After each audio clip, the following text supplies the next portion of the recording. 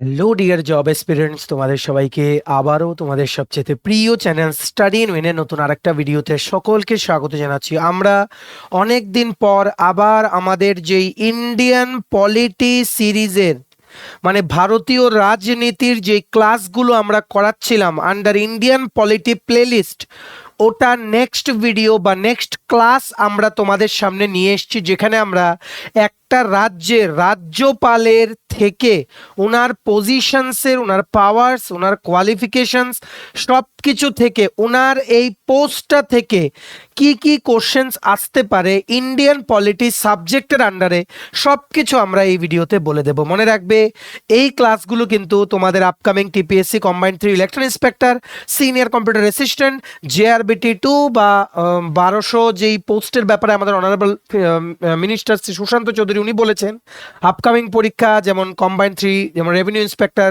তারপর রেভিনিউ ডিপার্টমেন্টের পরীক্ষা, group D, MTS, SSC, GD, CHSL, MTS, stenographer, railway, NTPC, assistant loco pilot, বা তোমাদের গ্রুপ ডি বা এনি এক্সাম যেগুলো আপকামিং দিনে ত্রিপুরায় হবে, সবগুলোর জন্য very very important Indian polity থেকে কিন্তু কোশ্চেন্স কিন্তু আসে। এই সবগুলো কিন্তু কনস্টিটিউশনের পার্ট, কারণ সবগুলো কিন্তু কনস্টিটিউশনাল পোস্ট, কনস্টিটিউশনের আর্টিকেলের দ্বারা এস্টাবলিশ করা এগুলো পোস্ট, তাই ভেরি ভেরি ইম্পর্টেন্ট।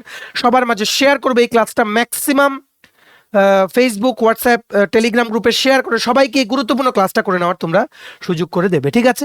চলো শুরু করছি। Before I begin this video, ছোট্ট একটা কথা বলে দিই, তোমরা যদি এমন অ্যাসপিরেন্ট হও যাদের ত্রিপুরা সংক্রান্ত রেগুলার সরকারি, ফিক্সড পে, প্রাইভেট, কন্ট্রাকচুয়াল চাকরির জেনুইন আপডেটেড ইনফরমেশন লাগবে, বা এই চাকরিগুলোর লিখিত পরীক্ষা বা ইন্টারভিউর প্রিপারেশন করার জন্য ফ্রি ইউটিউব ক্লাসেস লাগবে, বা latest news, current affair, GK, এই সমস্ত ট্রেন্ডিং টপিক্স নিয়ে ইজি ওয়েতে জানার তোমাদের ইন্টারেস্ট আছে, then you are the right platform. তোমরা আমাদের চ্যানেল স্টাডি ইন উইনটা এক্ষুনি সাবস্ক্রাইব করে সাইডের নোটিফিকেশন বেলটা কিন্তু অবশ্যই তোমরা ক্লিক করে রাখতে ভুলো না। আমাদের Facebook page, Telegram group, WhatsApp channel সবকিছু লিঙ্ক আমার নিচে ডেসক্রিপশন বক্সে দিয়ে রেখেছি, তোমাদের ইচ্ছে হলে তোমরা এগুলো ফলো করতে পারো বা জয়েন করতে পারো, ওখানে আমরা সমস্ত আপডেট জানালে আমরা শেয়ার করে থাকি, ঠিক আছে? আচ্ছা, শুরু করার আগে অল্প একটু সময় নেব তোমাদের ইনক্লুডিং এই ক্লাসটা, প্লাস আমরা যা যা ক্লাস করাই সব কিছুর জন্য আমরা কিন্তু আমাদের নিজস্ব নোটস কিন্তু ফলো করি, ঠিক আছে? আমাদের প্রত্যেকটা পরীক্ষার জন্য, তোমাদের আপকামিং যে পরীক্ষাগুলো আছে সবগুলোর জন্য আমাদের কাছে আছে full syllabus, complete updated notes. কোন কোন পরীক্ষা, যেমন টিপিএসসি কম্বাইন্ড 3 ইলেকশন ইন্সপেক্টর যেটা ডিসেম্বরে পরীক্ষা, সিনিয়র কম্পিউটার অ্যাসিস্ট্যান্ট যেটা নভেম্বরে পরীক্ষা, ত্রিপুরা হাইকোর্ট জুডিশিয়াল একাডেমির যেই গ্রুপ ডির পরীক্ষা, বা তোমাদের JRBT2, RPF constable, SI সফেদ, TRLM, CISF constable, তারপর নবোদয় বিদ্যালয় সমিতি, ট্রাইবাল ওয়েলফেয়ার, সমস্ত পরীক্ষার জন্য আমাদের কাছে আছে কমপ্লিট সিলেবাস নোটস, যেগুলো পড়লে তোমাদের পরীক্ষায় অনেক অনেক হেল্প হবে। এগুলো হচ্ছে আমাদের নোটসের ডেমো। এই নোটসগুলো পেতে তোমরা আমাদের এক্ষুনি কল বা হোয়াটসঅ্যাপের মাধ্যমে যোগাযোগ করে নিতে পারো। আমাদের কন্ট্যাক্ট নাম্বার হচ্ছে 6033157164। আমাদের কন্ট্যাক্ট নাম্বারটা প্রত্যেকটা স্লাইডের উপরে দেওয়া আছে ফর ইউর কনভিনিয়েন্স। এবার আমরা শুরু করছি। তোমরা খাতা কলম নিয়ে বসো, মোবাইল বা ল্যাপটপ যেটা দিয়ে দেখছো ফুল স্ক্রিন করে রোটেট করে নাও, একটা কলম নিয়ে বসো, যাতে করে ইম্পর্টেন্ট পয়েন্টসগুলো যাতে তোমাদের খাতায় তোমরা নোট করতে পারো, ঠিক আছে? আমরা বেশি বলবো, লিখবো কম, ঠিক আছে? শুনে শুনে লিখবে, তাই ভলিউমটাও বাড়িয়ে নাও। আমরা বেশি পড়বো না, ঠিক যে জায়গাগুলো পরীক্ষায় রিপিটেডলি জিজ্ঞেস করা হয় ওই জায়গাগুলো আমরা পড়বো, ঠিক আছে? গভর্নর অফ এ স্টেট মানে একটা রাজ্যের রাজ্যপাল, এই ওনার পোস্টটা থেকে কি কি প্রশ্ন আসতে পারে আন্ডার ইন্ডিয়ান পলিটি, এটা আমরা এই ভিডিওতে দেখবো, ঠিক আছে? তোমরা এখানে ফটো দেখতে পাচ্ছ, আমাদের যেই গভর্নর আছে ত্রিপুরার, ওনার ফটো তোমরা কিন্তু এখানে দেখতে পাচ্ছ, Shri Indra Sena Reddy Nallu, he is from South India, ঠিক আছে? ওনার কি কি পাওয়ার ত্রিপুরা রাজ্যপাল হিসেবে, সবগুলো আমরা তোমাদের এখানে এই ভিডিওতে বলবো। মনে রাখবে, গভর্নর অফ এ স্টেট, একটা স্টেটের যে রাজ্যপাল, ঠিক আছে, উনি মানে একটা স্টেটের যে রাজ্যপাল হতে হবে, এই জিনিসটা কিন্তু কনস্টিটিউশনে লেখা আছে। আর কনস্টিটিউশনে, ভারতের সংবিধানে, এই রাজ্যপালের এই পোস্টটাকে বলা হয় chief executive head of state. The chief executive head of a state is the governor of a state. এটা একটা very very important question. The chief executive head of a state is the governor of a state. আমরা তোমাদের বারে বারে বলে রাখছি, চেষ্টা করো ইংলিশে সমস্ত কিছু পড়ার। কারণ ইংলিশে সমস্ত কিছু পড়লে টিপিএসসিতেও প্রবলেম হবে না, তারপর বিভিন্ন মিসিলিনিয়াস কোর্টের পরীক্ষাগুলোতেও প্রবলেম হবে না, ইনক্লুড ন্যাশনাল লেভেলের পরীক্ষাগুলোও তোমরা দিতে পারবে। তাই চেষ্টা করো, প্লাস ইংরেজিতে তোমরা পড়লে ইংলিশ সাবজেক্টও তোমরা ভালো স্কোর করতে পারবে, ঠিক আছে? তাই ইংলিশে নিজেদের পড়াগুলোকে তোমরা শিফট করে দাও, তোমাদের জন্যই বলছি, অনেক অনেক হেল্প হবে। It will help you in magical ways, ঠিক আছে? এটা তোমাদের কিন্তু মনে রাখতে হবে। মনে রাখবে গভর্নর কিন্তু বেসিক্যালি কি, হি is the nominal head of executive. সবগুলো তোমরা লিখে রাখো, নমিনাল হেড অফ এক্সিকিউটিভ। আমরা তোমাদের জন্য সবকিছু লিখে রেখেছি, যেমন এক্সিকিউটিভ মানে যেমন এখানে দেখো গভর্নর অফ এ স্টেটের কি কি পাওয়ার, সবগুলোর বাংলা আমরা লিখে রেখেছি, কিন্তু তোমরা চেষ্টা করো ইংলিশে পড়ার। যেমন এক্সিকিউটিভ পাওয়ার মিন্স নির্বাহী ক্ষমতা, লেজিসলেটিভ পাওয়ার মানে হচ্ছে আইন প্রণয়ন ক্ষমতা, এইভাবে, ঠিক আছে? নমিনাল হেড অফ এক্সিকিউটিভ, তোমরা যে জায়গাগুলো বুঝবে না নিচে কমেন্ট সেকশনে লিখে দিও, আমরা তোমাদের বেঙ্গলিতে বুঝিয়ে দেওয়ার চেষ্টা করব, ঠিক আছে? মনে রাখবে অ্যাকর্ডিং টু আর্টিকেল 153, 153তম আর্টিকেল যেটা আমাদের সংবিধানে আছে, ওটা মানে ওটার মধ্যে কিন্তু মানে it is regarding the governor of a state, ঠিক আছে? It is regarding the governor of a state. Basically 153 থেকে 162 নাম্বার যে আর্টিকেল আছে কনস্টিটিউশনে, সবগুলো কিন্তু আমাদের বলে মানে এই যে গভর্নর অফ এ স্টেট, ওনার কি কি পাওয়ার, বিভিন্ন কনস্টিটিউশনাল প্রভিশনস, সবগুলো কিন্তু আমাদেরকে বলে আর্টিকেল নাম্বার 153 টু 162, ঠিক আছে? আশা করি তোমরা বুঝতে পেরেছো। মনে রাখবে আর্টিকেল 154, আর্টিকেল 154 মানে অ্যাকর্ডিং টু সেভেন্থ অ্যামেন্ডমেন্ট, যেটা 1956 এ এসেছিল, according to this a governor of a state, he can act as the governor of more than one state plus one state. একটা স্টেটের রাজ্যপাল, উনি একের অধিক রাজ্যের জন্য রাজ্যপাল হিসেবে উনি কাজ করতে পারেন।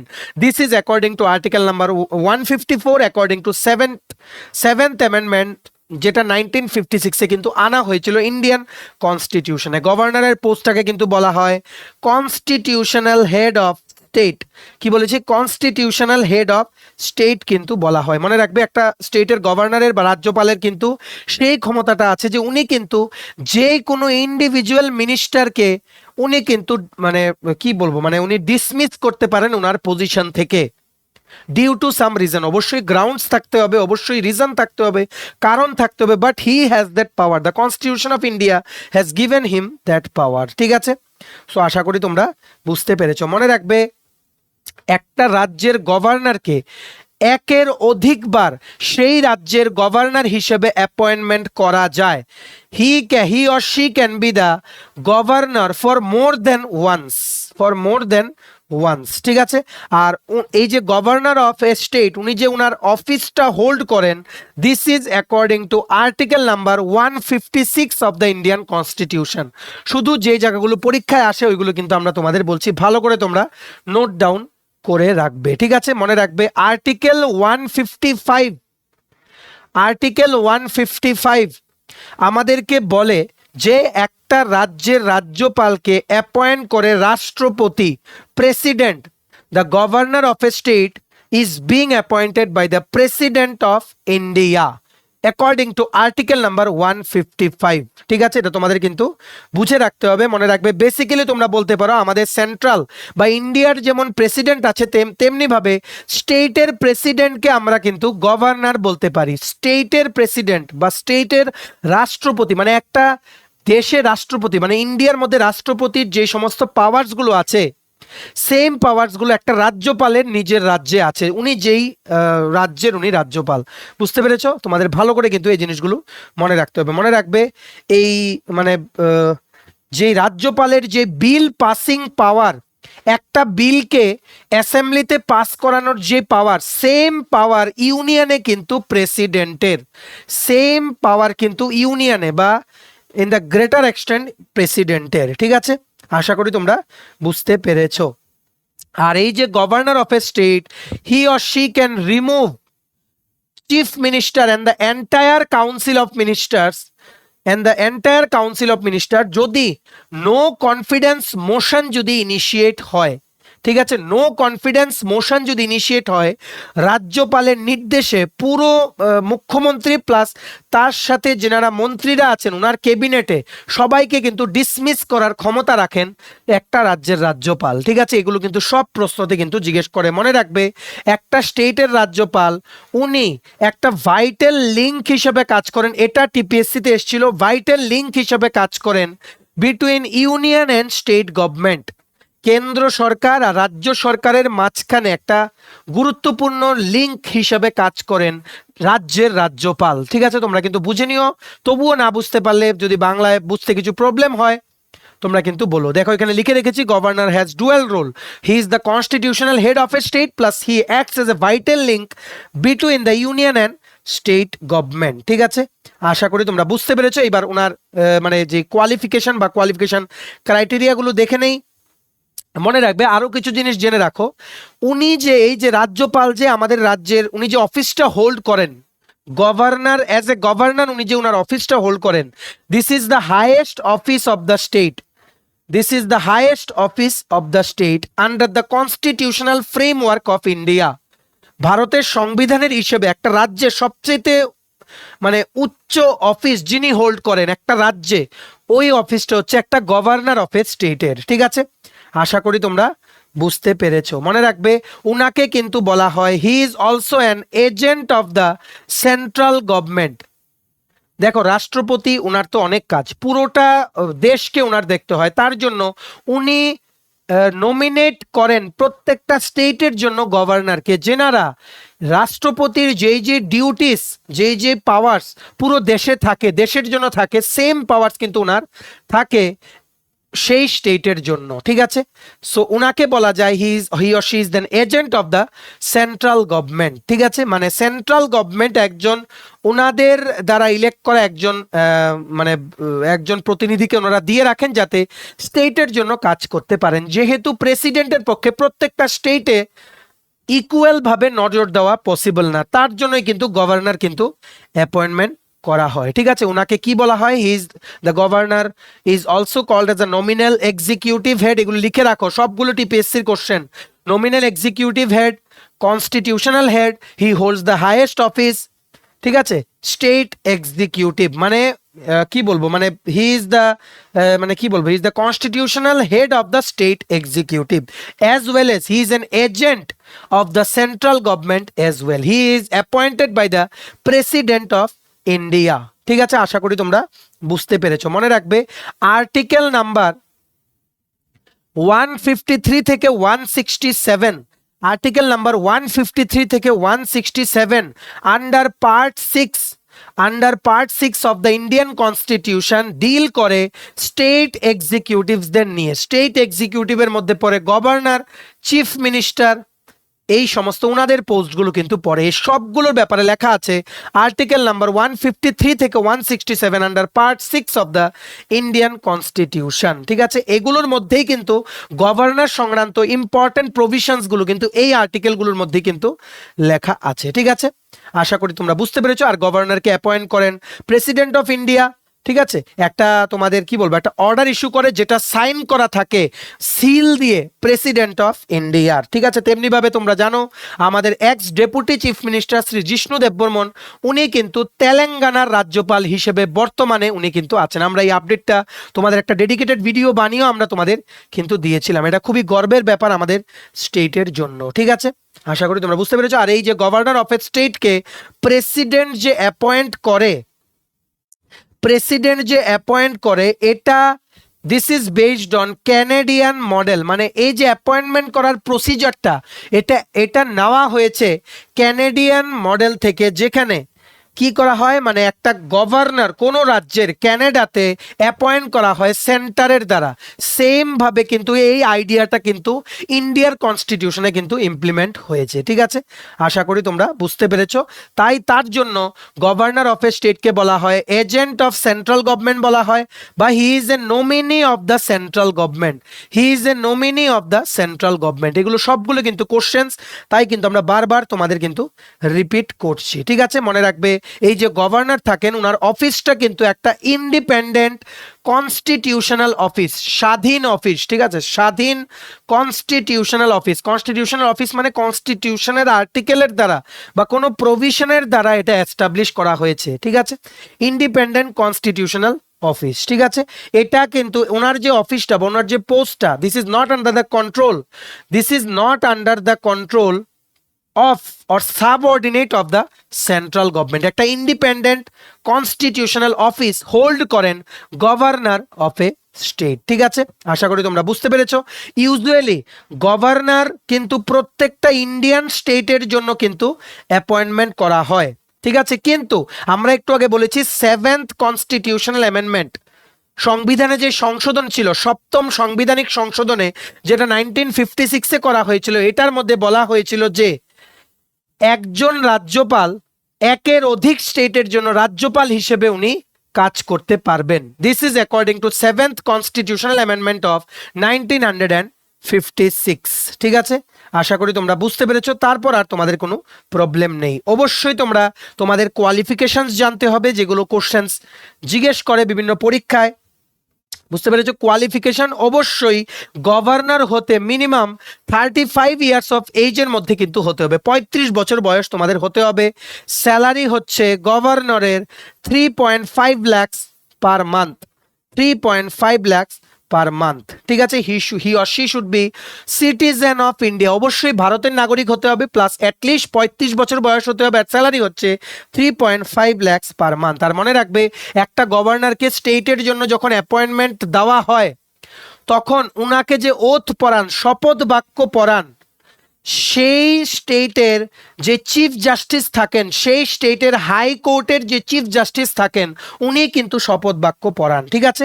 আর ওই সময় যদি চিফ জাস্টিস যদি অ্যাবসেন্ট থাকেন, সিনিয়র মোস্ট যে জাজটা থাকেন ওই স্টেটের হাইকোর্টের, উনি কিন্তু শপথ বাক্যটা পড়ান, ঠিক আছে। একটা গভর্নরের, উনি গভর্নর হিসেবে থাকতে পারেন 5 বছরের জন্য, ওনার টেনিউরটা হচ্ছে ফর 5 ইয়ার্স। আর উনি যদি বাই চান্স উনি রেজিগনেশন করেন before the completion of his tenure, উনি রিজাইন করবেন, উনি রেজিগনেশন লেটারটা জমা দেবেন প্রেসিডেন্ট বা রাষ্ট্রপতির কাছে, ঠিক আছে।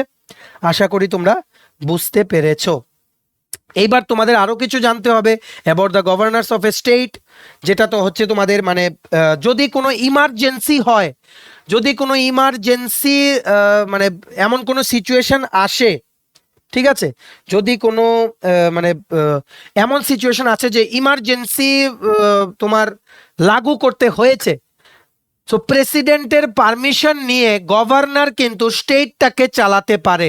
Very very important question. যদি কোনো ইমার্জেন্সি সিচুয়েশন রাইজ হয়, প্রেসিডেন্ট অফ ইন্ডিয়ার পারমিশন নিয়ে গভর্নর কিন্তু স্টেটটাকে কিন্তু চালাতে পারে, ঠিক আছে। আশা করি তোমরা বুঝতে পেরেছো। অবশ্যই তোমাদের কিন্তু এটা আরো কিছু কন্ডিশন আছে, তুমি যদি গভর্নর হতে চাও, apart from the age thing, মানে তোমাদের যেই সিটিজেন অফ ইন্ডিয়ার থিংটা, অবশ্যই যে গভর্নর হবেন বা যিনি গভর্নর হবেন ওনার কিন্তু পার্লামেন্টের কোনো হাউসের মেম্বার হওয়া চলবে না। কোনো হাউসের মেম্বার হলে হি or she will not be eligible to be appointed as the governor of any state, ঠিক আছে। মানে পার্লামেন্টের কোনো হাউস বা কোনো স্টেটের লেজিসলেটর বা অ্যাসেম্বলির কোনো হাউসের উনি মেম্বার হতে পারবেন না, ঠিক আছে। আশা করি তোমরা বুঝতে পেরেছো। যদি কোনো মানুষ ওনাকে যদি গভর্নর হিসেবে অ্যাপয়েন্টমেন্ট করা হয়, বারে বারে বলছি, ধরো কাউকে দেওয়া হলো গভর্নর হিসেবে অ্যাপয়েন্টমেন্ট, কিন্তু উনি আছেন কোনো হাউসের মেম্বার, ইমিডিয়েটলি উনাকে কিন্তু এই হাউসের যেই সিটটা ওটা কিন্তু ভ্যাকেন্ট করে দিতে হবে, যদিও এমন কমই হয়, ঠিক আছে। আশা করি তোমরা বুঝতে পেরেছো। তাছাড়া উনি কোনো অন্য কোনো অফিস মানে অফিসে উনি কাজ করতে পারবেন না যেখান থেকে ওনার আর্থিক লাভ হয়। মানে হি or she should not hold any other office of profit, মানে যেখান থেকে উনি আর্থিক সুবিধা বা লাভ উনি পান, ওই রকম কোনো অফিস কিন্তু উনি হোল্ড করতে পারবেন না। বুঝতে পেরেছো? আশা করি তোমরা বুঝতে পেরেছো। আর একজন গভর্নর বা রাজ্যপাল কিন্তু কি ইউজ করে? অফিসিয়াল রেসিডেন্স ইউজ করে, যেখানে গভর্নর অফ স্টেটের জন্য আমাদের আছে কোথায়? নিউ ক্যাপিটাল কমপ্লেক্সে, যেটাকে কি বলা হয়? রাজভবন। রাজভবন কিন্তু বলা হয়। আর এই রাজভবনে গভর্নর কিন্তু থাকতে পারে, উনাকে কিন্তু কোনো রেন্ট কিন্তু দিতে হয় না।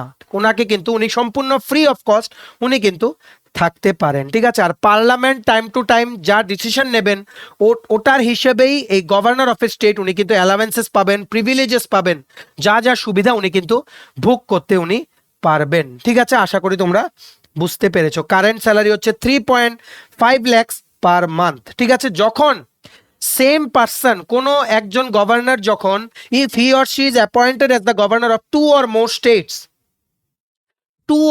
স্টেট, যখন একটা পার্সনকেই যখন দুটোর বেশি স্টেট মানে দুটো স্টেট বা তার বেশি স্টেটের জন্য ওনাকে গভর্নর হিসেবে অ্যাপয়েন্টমেন্ট করা হয়, তখন উনি যে সুযোগ সুবিধা পাবেন, যা স্যালারি পাবেন, অ্যামিউলমেন্টস যা পাবেন, ওইগুলো কিন্তু দুটো স্টেটের দ্বারাই কিন্তু শেয়ার করা হয়, দুটো স্টেটের দ্বারাই কিন্তু শেয়ার করা হয়। এই কতটুকু কি শেয়ার হবে ওটাও ডিটারমাইন করে প্রেসিডেন্ট অফ ইন্ডিয়া, ডিটারমাইন করে কে? President of India. আশা করি তোমরা বুঝতে পেরেছো, তারপরে তোমাদের আর কোনো প্রবলেম নেই, ঠিক আছে। এইবার তোমরা আরো কিছু মানে জিনিস জেনে রাখো, পাওয়ার্স অফ দ্য গভর্নর। আমরা তো বললামই 5 ইয়ার্স পর্যন্ত উনি ওনার টেনিউরটার উনি মানে থাকতে পারেন, ঠিক আছে। তারপর উনি রেজিগনেশন দিলে প্রেসিডেন্টের কাছে দেবেন, ওনাকে ওথ দেন chief justice of the high court of the state, ঠিক আছে। মনে রাখবে ওনার টেনিউর যখন 5 বছর কমপ্লিট হয়ে যায়, তারপরও যতদিন নতুন কেউ অ্যাপয়েন্ট না হচ্ছে গভর্নর, উনি কিন্তু ওনার অফিসে কিন্তু উনি অ্যাজ এ গভর্নর হিসেবে থাকতে পারেন। আর রিঅ্যাপয়েন্টমেন্টের জন্য উনি কিন্তু এলিজিবল, মোর দেন ওয়ান্স কিন্তু একজনই সেম স্টেটের কিন্তু গভর্নর হিসেবে উনি কিন্তু থাকতে পারেন, ঠিক আছে। আর ওনার রেজিগনেশন লেটার একটা প্রেসিডেন্ট অফ ইন্ডিয়াকে অ্যাড্রেস করে উনি রেজিগনেশন একটা লেটার দেবেন, যার পর ওনার রেজিগনেশন মানে অ্যাকসেপ্ট হলেই কিন্তু ওনাকে কিন্তু ওনার রোল থেকে কিন্তু ছাড়া হবে, ঠিক আছে। আশা করি তোমরা বুঝতে পেরেছো। নেক্সট, এইবার আমরা লাস্ট জিনিস পড়ছি, আর বেশিক্ষণ পড়বো না আমরা। Powers of the governor of a state, মানে একটা রাজ্যের রাজ্যপালের কি কি ক্ষমতা থাকে, কি কি ক্ষমতা থাকে, ঠিক আছে। মনে রাখবে আরেকটা জিনিস আমরা তোমাদের বলে নিই, একটা মানে স্টেটের রাজ্যপাল 2 বা তার অধিক স্টেটের জন্য যদি রাজ্যপাল হয়, উনি এইভাবে এতগুলো স্টেটের জন্য রাজ্যপাল উনি আনলিমিটেড টাইমের জন্য হতে পারবেন। এটাও টিপিএসসিতে একবার কোশ্চেন এসেছিল, এটার কোনো লিমিট নেই যে উনি কতবার এরকম ভাবে একের অধিক স্টেটের জন্য উনি গভর্নর হিসেবে কাজ করতে পারবেন, ঠিক আছে। এইবার আমরা দেখে নেই এক্সিকিউটিভ পাওয়ার। সবচাইতে প্রথম একটা গভর্নর অফ এ স্টেটের কি কি পাওয়ার্স থাকে।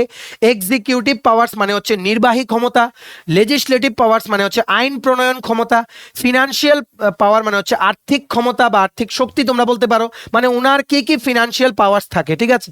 জুডিশিয়াল পাওয়ার্স মানে হচ্ছে বিচারিক ক্ষমতা, ইমার্জেন্সি পাওয়ার মানে হচ্ছে জরুরি ক্ষমতা বা জরুরি মানে ইমার্জেন্সি যখন পড়বে তখন ওনার কি কি পাওয়ার্স থাকে, এগুলো আমরা সবগুলো এখানে দেখবো, ঠিক আছে। খুবই শর্টকাট ওয়েতে পড়বো, যেগুলো তোমাদের কিন্তু পরীক্ষায় কিন্তু আসতে পারে। মনে রাখবে এক্সিকিউটিভ পাওয়ার্সের মধ্যে উনার যা যা আছে, উনি কিন্তু রুলস বানাতে পারেন। আমরা সবচেয়ে প্রথম দেখছি এক্সিকিউটিভ পাওয়ার্স, উনি রুলস বানাতে পারেন, ঠিক আছে। Executive powers of a state lies in the hands of the governor, এটাও একটা কোশ্চেন, ঠিক আছে। মনে রাখবে ভেরি ইম্পর্টেন্ট, একটা গভর্নর কাকে কাকে অ্যাপয়েন্টমেন্ট দিতে পারেন। Advocate general according to article 165 of the Indian constitution, advocate জেনারেলকে উনি অ্যাপয়েন্টমেন্ট দিতে পারেন, ঠিক আছে। কোনো স্টেটের ইলেকশন কমিশনারকে উনি অ্যাপয়েন্টমেন্ট দিতে পারেন, ঠিক আছে। কোনো স্টেটের লেজিসলেটিভ অ্যাসেম্বলিতে যদি কোনো অ্যাংলো ইন্ডিয়ান মেম্বার থাকে ওদেরকে উনি নমিনেট করতে পারেন। কোনো স্টেটের পাবলিক সার্ভিস কমিশনের মেম্বারসদেরকে উনি অ্যাপয়েন্টমেন্ট করতে পারেন। কোনো স্টেটের যে ইউনিভার্সিটি থাকবে, ঠিক আছে, ওটার যে ভাইস চ্যান্সেলর ওনাকেও উনি অ্যাপয়েন্টমেন্ট করতে পারেন, the governor of a state, বিভিন্ন স্টেট ইউনিভার্সিটির, ঠিক আছে। আশা করি তোমরা বুঝতে পেরেছো। আর আরো অনেক ওনার ক্ষমতা আছে, কিন্তু পরীক্ষায় যেগুলো জিজ্ঞেস করো ওইগুলো কিন্তু আমরা দেখবো। Advocate general is appointed in a state by the governor of a state, এরকম কোশ্চেন কিন্তু আসতে কিন্তু পারে, ঠিক আছে। নেক্সট আমরা দেখে নেব কি লেজিসলেটিভ পাওয়ার্স কি কি আছে। লেজিসলেটিভ পাওয়ার্স মানে আইন প্রণয়ন ক্ষমতা একটা গভর্নর অফ স্টেটের কি কি আছে। প্রথম হচ্ছে উনি কিন্তু একটা স্টেট অ্যাসেম্বলিকে উনি ডিসলভ করে দিতে পারেন, ঠিক আছে। মানে ডিসলভ মানে এই অ্যাসেম্বলির যারা যারা মেম্বার ওনাদের পাওয়ার আর নেই, উনি অ্যাসেম্বলিটাকে ডিসলভ করে দিলেন। পুরো চিফ মিনিস্টার প্লাস পুরো ক্যাবিনেট ওনার যে আছে, ওনার আন্ডারে যে মন্ত্রীরা আছে সবাইকে কিন্তু উনি ডিসমিস করতে পারেন যদি কোনো মোশন যদি ইনিশিয়েট হয়, নো কনফিডেন্স মোশন যদি ইনিশিয়েট হয়। ঠিক আছে, আশা করি তোমরা বুঝতে পেরেছো। আর স্টেট মানে ওনার লেজিসলেটিভ পাওয়ারের মধ্যে এটাও পড়ে যে একজন অ্যাংলো ইন্ডিয়ান কমিউনিটির মেম্বারকে উনি স্টেট অ্যাসেম্বলিতে উনি অ্যাপয়েন্ট করতে পারেন বা নমিনেট করতে পারেন। আর according to article number 200 of the Indian constitution, একটা স্টেটের রাজ্যপাল, ঠিক আছে, উনি কিন্তু কোনো বিলকে, যে কোনো বিলকে উনি প্রেসিডেন্টের কাছে উনি কি করতে পারেন, রেফার করতে পারেন প্রেসিডেন্টের মত জানার জন্য। ঠিক আছে, হি or she can refer any bill for approval of the president. উনি যদি ফিল করেন যে কোনো বিলকে উনি প্রেসিডেন্টের কাছে পাঠাবেন, ওটাও কিন্তু উনি পাঠাতে পারেন according to article number 200 of the Indian constitution. ঠিক আছে, আশা করি তোমরা বুঝতে পেরেছো। আর মনে রাখবে স্টেটের যে লেজিসলেটিভ কাউন্সিল থাকে ওটার মধ্যে 1/6 মেম্বার কিন্তু নমিনেট করে, মানে 6 জনের মধ্যে একজন মেম্বার কিন্তু নমিনেট করে গভর্নর অফ এ স্টেট। ঠিক আছে, আশা করি তোমরা বুঝতে পেরেছো।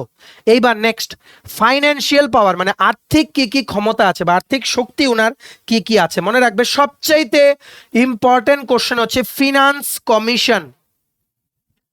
ফিনান্স কমিশন একটা স্টেটের রাজ্যপালের উনি কিন্তু ফিনান্স কমিশন উনি কিন্তু অ্যাপয়েন্টমেন্ট করেন। ফিনান্স কমিশনের টেনিউর থাকে 5 বছর। এটা টিপিএসসি তে বহুবার রিপিট হয়েছে, এসএসসি তেও কিন্তু এসছে। ঠিক আছে, আর উনি কিন্তু ওনার এই শক্তিটা আছে বা ওনার এই ক্ষমতাটা আছে একটা গভর্নরের, যে স্টেট যে বাজেট, রাজ্যের যে বাজেটটা পেশ হবে ওটাকে স্টেট লেজিসলেটরের সামনে পেশ করার পারমিশনও কিন্তু উনি দিতে পারেন। ঠিক আছে, আশা করি তোমরা বুঝতে পেরেছো। আরেকটা জিনিস আমরা তোমাদের অলরেডি বলেছিলাম অনেকদিন আগে যে মানি বিল।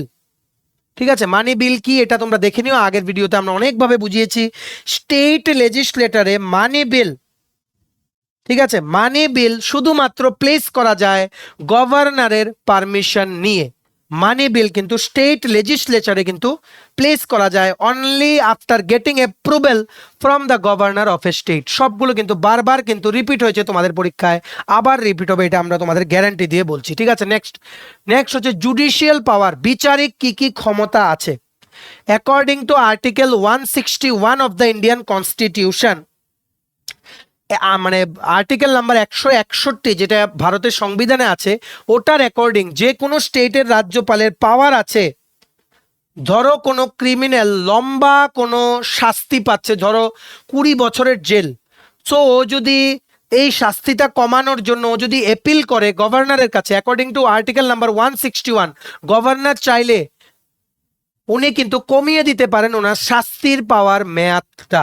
ঠিক আছে, he or she can grant pardon to crimes, reduce sentences of the criminals. ঠিক আছে, according to article 161 of the Indian constitution। কিন্তু আরেকটা জিনিস মনে রাখবে, এখানে একটা স্টার মার্ক আছে, কোন ডেথ সেন্টেন্স মানে ফাঁসির আদেশ বা মৃত্যুর আদেশ দেওয়া হলো কোনো কোর্ট থেকে কোনো আসামিকে, ওটাকে কিন্তু উনি মাফ করে দিতে পারেন না। সাজার মেয়াদ উনি কমিয়ে দিতে পারেন, কিন্তু ডেথ সেন্টেন্স কিন্তু উনি মাফ করতে পারেন না।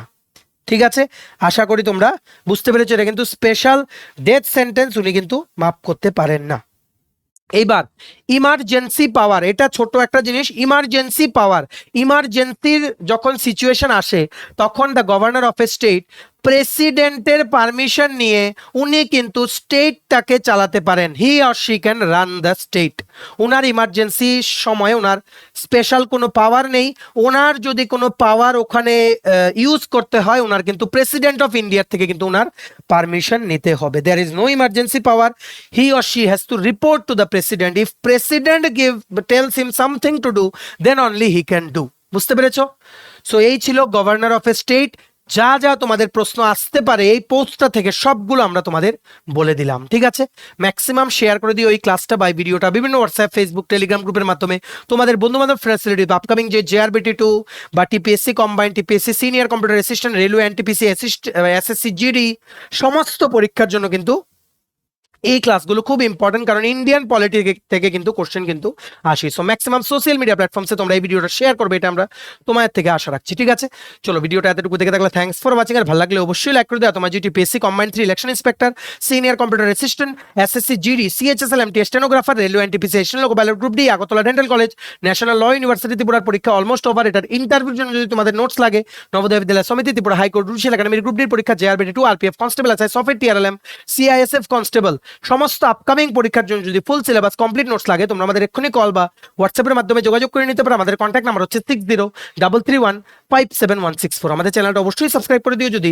ত্রিপুরা সংক্রান্ত সমস্ত রকমের latest news, current affair, GK, চাকরির সংক্রান্ত সমস্ত গুরুত্বপূর্ণ আপডেট যদি তোমাদের একটা প্ল্যাটফর্মে লাগে, তোমরা আমার চ্যানেলটা এখনই সাবস্ক্রাইব করে রাখো। ঠিক আছে, আমাদের Facebook page, Telegram group, WhatsApp channel সবকিছু লিঙ্ক আমরা নিচে ডিসক্রিপশন বক্সে দিয়ে রেখেছি। তোমাদের ইচ্ছা হলে তোমরা এগুলো ফলো করতে পারো বা জয়েন করতে পারো, ওখানে আমরা সমস্ত আপডেট জেনারেলি আমরা শেয়ার করে থাকি। ঠিক আছে, চলো সবাই ভালো থাকবে, প্রিপারেশন নিতে থাকো, সমস্ত আর্জেন্ট আপডেটের জন্য স্টাডি ইউনিয়নকে কিন্তু ফলো করতে ভুলো না। আমরা তোমাদের পেছনে সাপোর্ট সিস্টেম আছি, তোমরা সবাই সামনের দিকে এগিয়ে যাও। চলো have a nice day, keep preparing, stay tune, take care and bye by.